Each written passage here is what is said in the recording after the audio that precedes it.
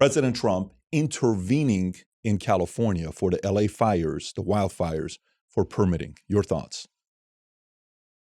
If the permits are federal, we should make it easier to get permitting. And, I always think of what I would do. Like, I saw the fire and saw how horrible the fires were. And I was like, why don't they pump seawater up into cisterns on the hills and have hills? I guarantee it's because I think the salt's going to hurt some animal or That's hurt what the it grass. was. Yeah. And it probably would, but it's like, you want your house to burn down or you're worried about some boll weevil who runs around in the grass.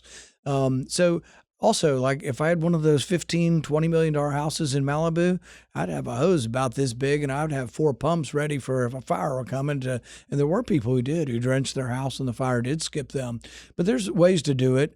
There's also management of the forest. I mean, you got to cut some of your undergrowth, and there are ways to try to manage fires. But Californians are the epitome of people who do nothing, then complain, and then want the rest of the country to pay for it.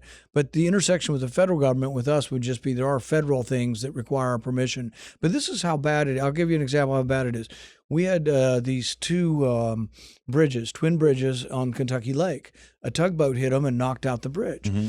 And I said, well, we should rebuild the bridges as soon as possible. Why don't we skip the permitting process, the NEPA and all the EPA stuff where we measure how many pocketbook mussels there are and whether the bridge is good. Build the damn bridge. We're going to do it anyway. Mm-hmm. Why do we waste millions of dollars and 2 years doing this stupid permitting process? Just skip it when you have an emergency and when you're going to rebuild a bridge in the same place. Democrats voted me down. Half the Republicans voted against me.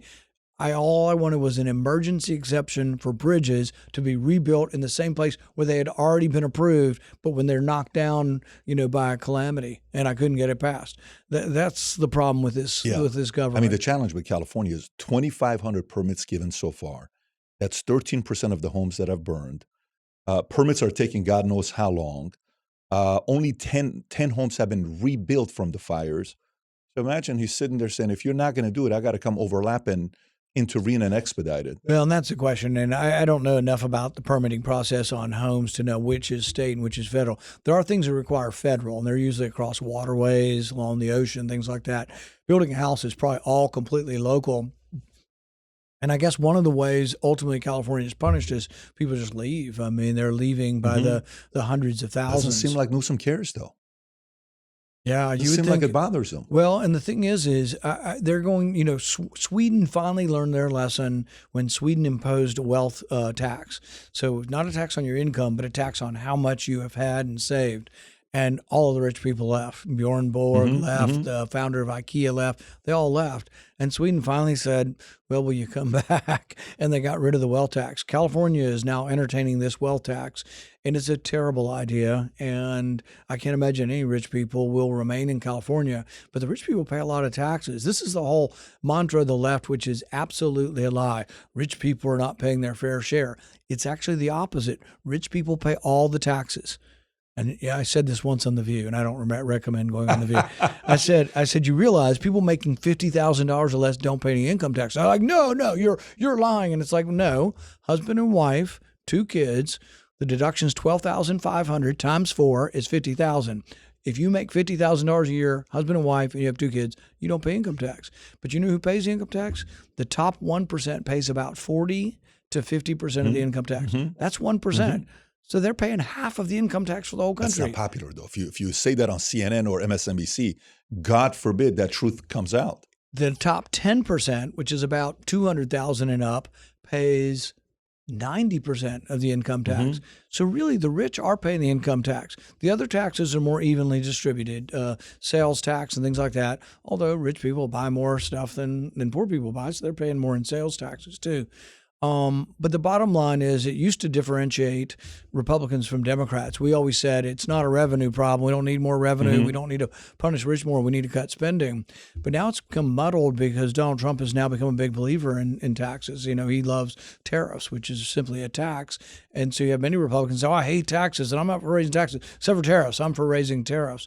But the problem is it's muddled the message of Republicans. We're no longer a party of low taxes. We're a party that is now bragging about, we're going to use the tariff revenue here. We're going to give rebates here. It's a tool, though. It's a weapon for the president to use, though, right? Because if the enemy uses it against us, I want him to have it. My concern is if Supreme Court takes that away from him, that power away from them, which he keeps bringing it up, which means they may do it. They may say no, and then we lose the revenue that we're getting. Well, it's not a matter of taking it away from them. The Constitution is pretty explicit. Taxes originate in the House, have to go to the Senate. It specifically even mentions duties and levies. It mentions tariffs in the Constitution, says that they are in the prerogative of the House.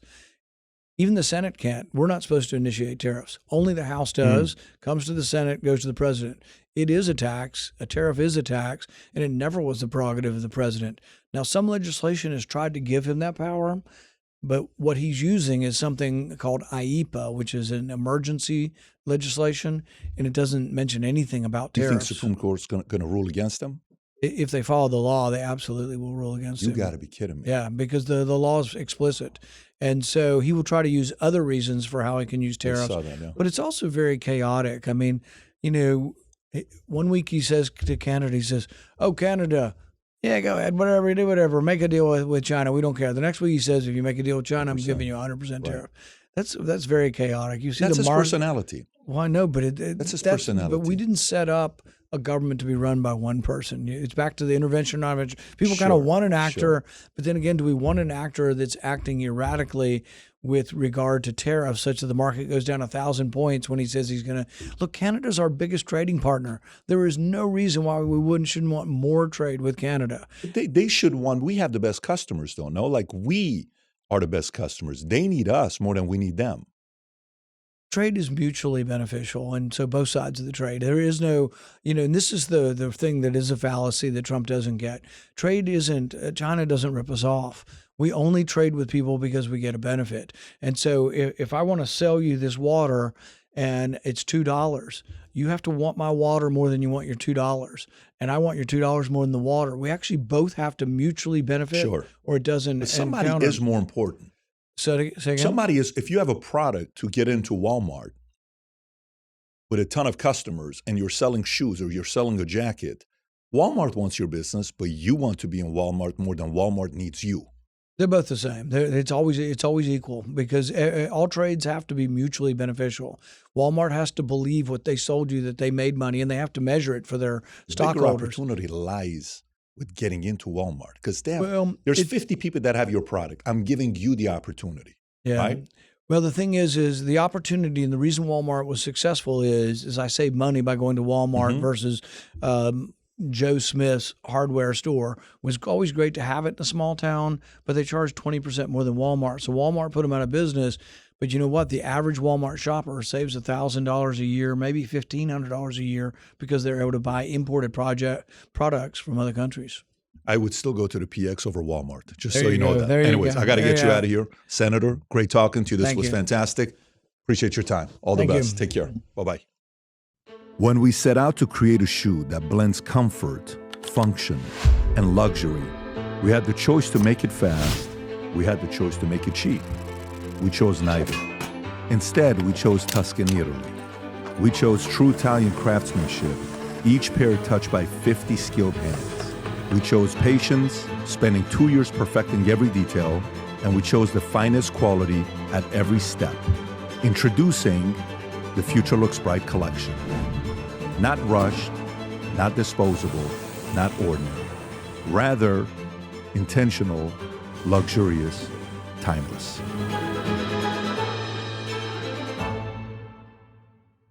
If you enjoyed this video, you want to watch more videos like this, click here. And if you want to watch the entire podcast, click here.